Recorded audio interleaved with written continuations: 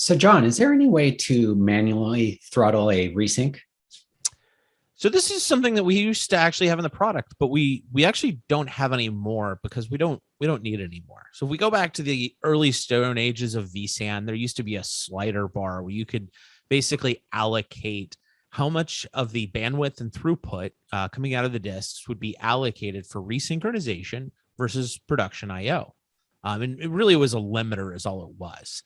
And that evolved to being kind of moving forward to a system that initially looked at latency metrics, and also a system that basically tried to prevent some kind of this noisy neighbor problem of the resynchronization. And this has evolved through several different logical iterations to the point now that we no longer need this. And instead, what we have is a system that looks at the throughput of a disk group and says, is this currently hitting a limit? So if it's not hitting a limit, if we're not hitting any type of issues, or there's just no resynchronizations, production gets, all of the IO there.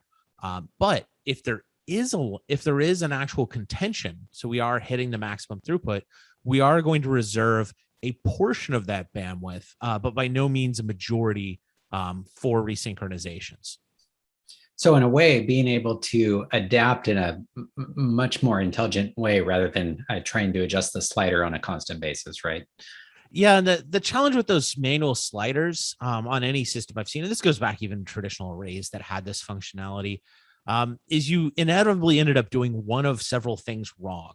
One, microbursts happen, and you and I do love staring at ESX top and staring at performance graphs, but even our hand can't slide the slider that fast for these microburst type issues.